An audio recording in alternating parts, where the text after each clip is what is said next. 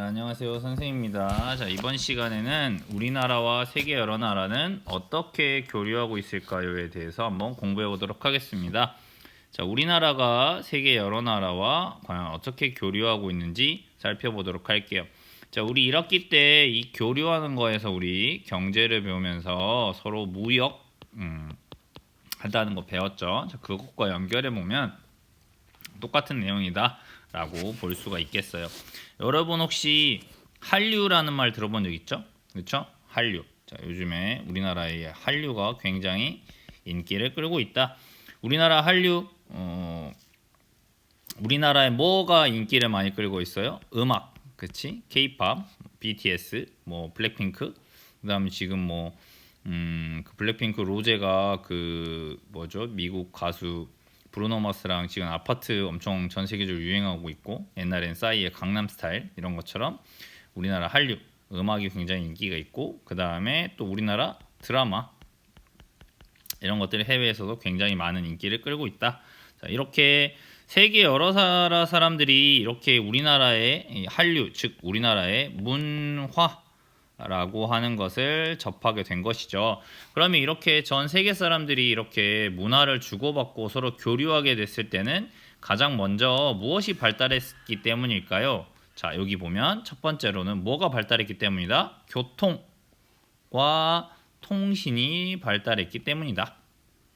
그래서 세계 여러 나라가 이렇게 활발하게 교류하면서 밀접한 관계를 맺을 수 있다. 자, 교통의 발달이라고 하면 생각해 볼게요. 그쵸? 우리 비행기 타고 해외여행 많이 가잖아요. 그쵸? 비행기가 과거에 비해 엄청 발달했죠? 그 다음 마찬가지로 교통, 자동차.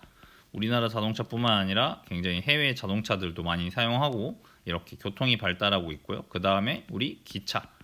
이런 것들 발달하면서 굉장히 많은 교류를 하고 있고, 또 세상에 많은 물건들은 뭘로 옮긴다? 배.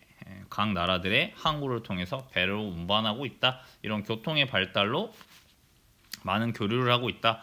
그 다음 통신이 굉장히 발달했다. 우리 인터넷 생각하면 되겠죠. 여러분도 지금 선생님하고 인터넷으로 공부하고 있잖아요. 그쵸? 그 다음 또 스마트폰. 이런 거의 발달이 굉장히 세계 여러 나라가 활발하게 교류할 수 있게 만드는 것이다 라고 생각해 보면 되겠습니다. 그쵸? 자, 우리나라가 세계 여러 나라와 자, 정치, 그 다음 경제, 그 다음 사회와 문화 등 여러 분야에서 교류하는 모습을 한번 살펴봅시다 라고 되어 있습니다. 자, 교과서 밑에 먼저 보면 전자제품을 수출하고 있다. 우리나라의 스마트폰을 수출하고 있죠. 우리나라 기업이 생산한 전자제품을 전 세계 여러 나라에 수출하고 있죠. 그렇죠. 우리나라 삼성이 만들고 있는 휴대폰들, 갤럭시 시리즈, 뭐 갤럭시 노트, 뭐 이런 것들, 폴드, 뭐 이런 것들 있잖아요. 이런 것들을 굉장히 수출하고 있다. 그러면 이거는 무슨 교류라고 할 수 있을까요, 여러분? 아까 정치, 경제, 사회, 문화 중에서 이거는 바로 경제적인 교류겠죠. 그렇죠? 자, 우리 경제적 교류를 통해서 우리나라는 스마트폰을 팔아서 해외 사람들로부터 돈을 벌 수 있고, 그 다음에 해외 다른 사람들은 우리나라가 만든 품질 좋고 가격이 저렴한 스마트폰을 이용할 수 있죠. 자, 이런 교류가 되겠죠. 두 번째로는 문화 교류다. 우리나라 가수가 이렇게 해외 공연을 하고 있다. 우리나라의 음악, 영화, 드라마 등이 전 세계에서 인기를 끌고 있다. 여긴 제목에서 이미 알 수 있네요. 무슨 교류예요? 문화적인 교류다. 이렇게 이야기를 할 수 있네요. 그 다음 에너지 자원을 수입하고 있다. 우리나라는 자, 석유나 석탄 등 대부분을 다른 나라에서 수입하고 있다.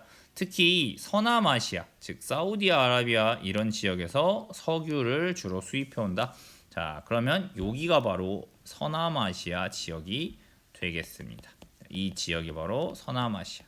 그러니까 이 지역에 사우디아라비아가 위치하고 있다라는 것이에요. 자, 그래서 우리는 사우디아라비아에서 이렇게 기름을 사오고 있다.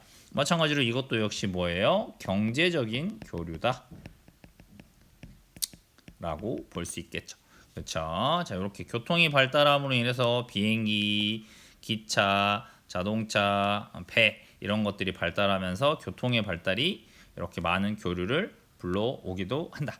됐죠? 자, 이렇게 에너지 자원을 수입해 오는 거를 보고 있습니다. 그렇죠? 그다음 또 우리 이런 얘기 했죠. 원유를 우리나라는 많이 수입해 오지만 이 원유라는 것을 다시 가공해 가지고 우리가 실생활에 쓰는 휘발유나 경유, 항공유, 비행기에서 쓰는 기름, 그다음 윤활유, 엔진이 돌아갈 수 있게 하는 윤활유 이런 거 같은 석유 제품을 또 만들어요. 그래서 우리나라는 기름을 수입해 오는 나라지만 원유를 수입해 오지만 한편으로는 또 이걸 잘 정제하는 기술이 뛰어나서 이 원유를 또 정제해서 다른 나라에 팔기도 한다라는 거 1학기 때 배웠던 기억이 날 거예요. 그렇죠? 그다음 또 오른쪽에 또 볼까요? 어떤 교류가 있는지. 자, 세계 여러 나라가 활발하게 교류하면서 서로에게 미치는 영향이 커지고 있다.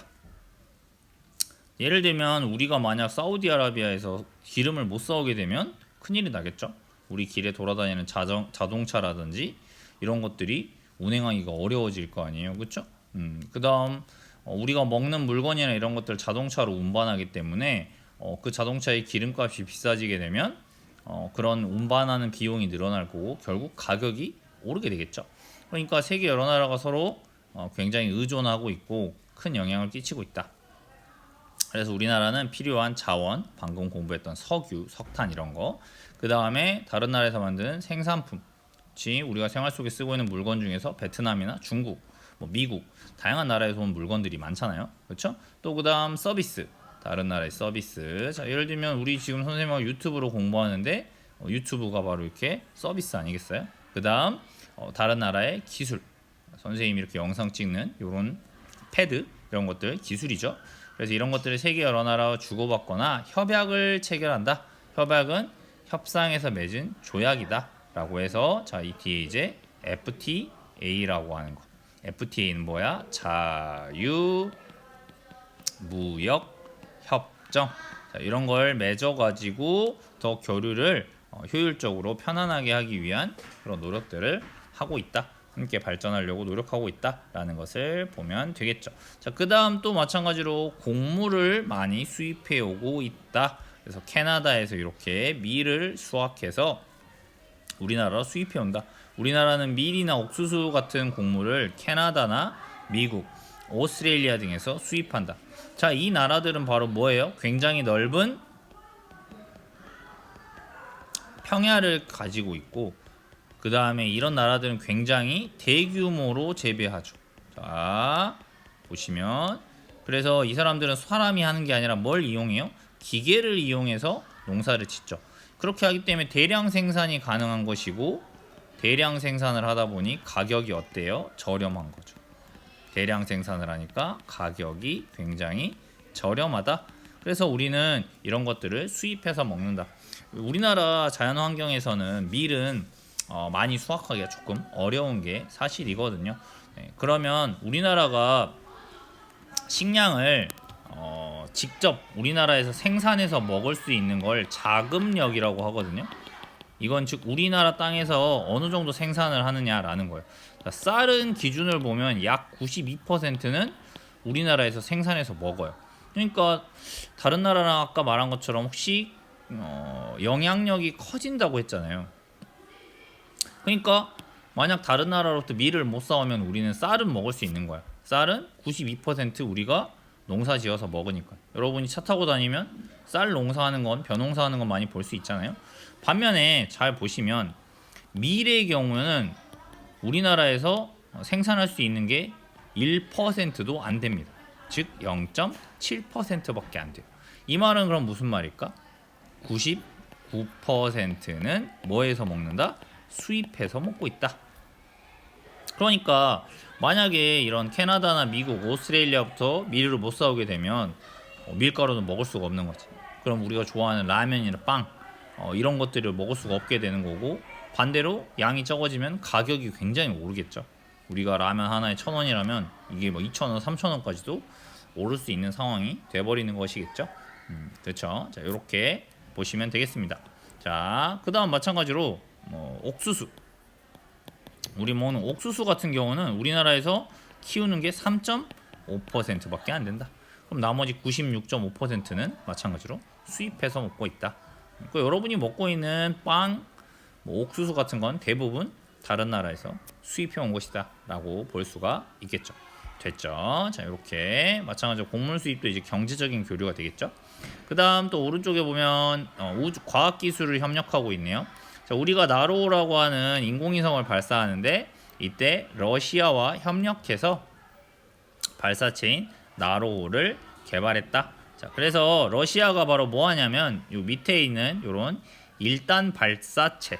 자, 그러니까 요게 이제 처음 추진력을 발휘하는 것이니까 이거는 이제 러시아 기술이고 이제 이 윗부분은 이제 우리나라 기술로 만든 요런 것들. 그래서 기술 협약을 맺어 가지고 하고 있다. 그러면 왜 다른 나라가 이런 기술을 잘 안 알려주냐면 우리나라 기술이 부족해서 그런 것도 있겠지만 이 기술 로켓을 쏘아 올리는 기술이 결국 무기를 쏘아 보내는 거랑 똑같은 거잖아요. 그렇죠? 그렇기 때문에 원래 잘 안 알려주고 하려는 기술인데 러시아가 협력해서 이렇게 나로우를 발사했다. 그 다음 보면 칠레 제철과일 모험전에서 포도가 많이 있네요. 칠레, 그쵸? 우리나라 판매하는 칠레 과일이야. 우리나라는 칠레와 아까 말한 대로 자유무역협정을 체결해서 경제협력을 강화했다. 자, 그러면 왜 이게 자유무역협정이라는 게 있냐면 잘 보세요. 자, 예를 들면 한국이 있고 여기 칠레가 있죠. 그럼 이 두 나라가 원래 무역을 할 때는 바로 뭘 내야 되냐면 세금을 내야 돼요. 자, 그 세금을 바로 뭐라고 하냐면 관세라고 하는 세금이에요. 자, 그러면 우리는 칠레로부터 이렇게 포도를 사온다. 그럼 우리나라는 칠레에다가 예를 들면 세탁기를 판다. 그러면 관세를 매기면은 세탁기가 예를 들면 원래는 100만 원인데 관세를 매기면 여기다가 심하면 막 50만 원을 더 세금을 먹여요. 그럼 150만 원이 되는 거야. 포도 한 송이가 예를 들면 5천 원이라면 세금을 5천 원 더해서 막 만 원으로 관세라는 세금을 먹인다. 근데 이 FTA라는 자유무역 협정을 하게 되면 서로가 뭐예요? 협의를 해가지고 약속을 하는 거야. 이 관세를 뭐하자? 없애자. 그렇게 하면 관세가 줄어드니까 굉장히 저렴한 가격에 세탁기를 우리가 팔고 또 반대로는 칠레에서 굉장히 저렴한 가격에 포도를 수입해 먹을 수 있다. 이런 장점들이 생겨날 수 있다는 얘기죠. 이해됐나요? 자, 그래서 바로 자유무역협정이라고 하는 것을 하게 된다. 알겠죠? 자, 우리가 살고 있는 세상에 이렇게 많은 규칙들이 존재하고 있는 것이에요. 알아가면 됩니다. 마지막으로 사회협력. 그래서 G20 정상회의. 말 그대로 각 나라의 대통령이나 총리 이런 대표자들이 모여서 회의를 하는 것이죠. 그래서 세계 나라가 서로 협력해서 국제적인 사회 문제가 있다면 이런 것들을 해결하고자 적극적으로 노력한다.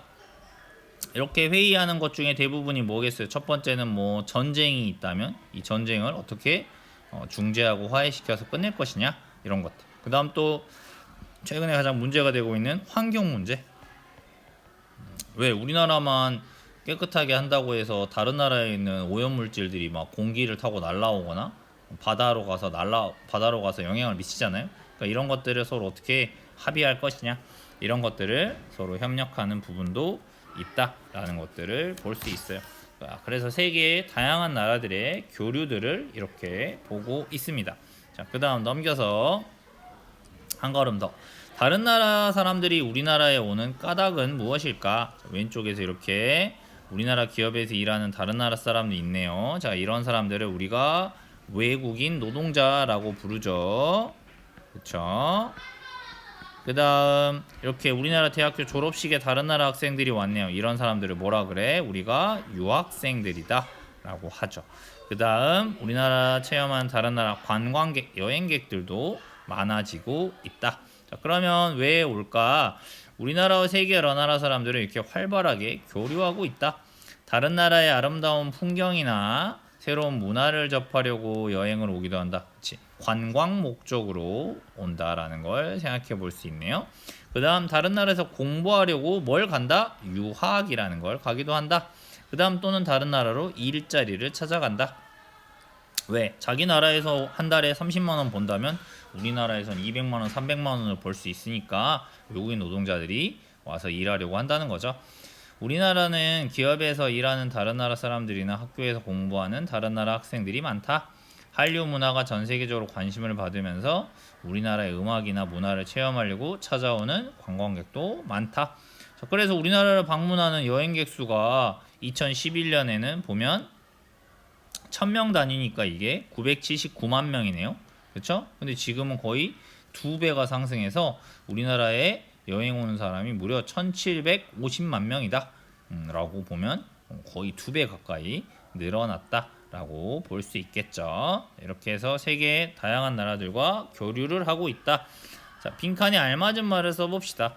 우리나라는 세계 여러 나라와 아까 정상회담을 하는 것처럼 정치, 그 다음 여러 가지 물건을 사고 파는 경제 교류, 그 다음 또 사회적인 교류, 그 다음에 문화적인 교류, 여러 분야에서 활발하게 교류하고 있다. 우리나라는 세계 여러 나라와 바로 뭘 체결한다? FTA와 같은 협약을 체결해서 함께 발전하고 있다. 이렇게 봐주시면 되겠습니다.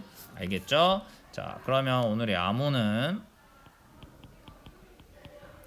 우리나라가 러시아와 기술을 개발해가지고 최초로 인공위성을 쏘아 올렸잖아요. 바로 그 최초 인공위성의 이름은 나로호라고 하는 인공위성이었어요.